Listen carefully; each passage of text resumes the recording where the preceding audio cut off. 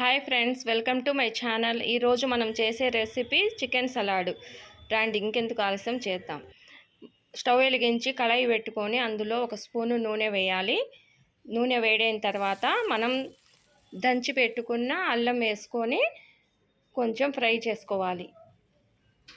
Fry అయిన తర్వాత మనం కట్ చేసి ఉంచుకున్న క్యారెట్ ముక్కలు, క్యాబేజీ ముక్కలు, క్యాప్సికమ్ వేసుకొని కొంచెం ఫ్రై చేసుకోవాలి. తర్వాత ఇందులో సరిపడా ఉప్పు వేసుకోవాలి. ఉప్పు వేసుకొని బాగా కలుపుకోవాలి.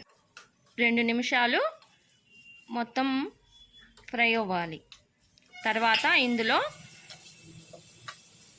చిల్లీ పౌడర్, గరం మసాలా, ధనియా పౌడర్, పెప్పర్ పౌడర్ వేసి రుచికి సరిపడా సాల్ట్ వేసుకొని కలుపుకోవాలి. తర్వాత ఇందులో మనం ఉడికించి పెట్టుకున్న చికెన్ను ఇందులో వేసుకొని కొంచెం 1 నిమిషం ఫ్రై చేసుకోవాలి. ఎంతో రుచికరమైన చికెన్ సలాడ్ రెడీ అయింది. ఇప్పుడు సర్వింగ్ బౌల్లోకి తీసుకుందాం. తర్వాత ఇందులోకి కొత్తిమీర, ఆనియన్స్తో గార్నిష్ చేసుకుంటే ఎంతో రుచికరమైన చికెన్ సలాడ్ రెడీ అయింది.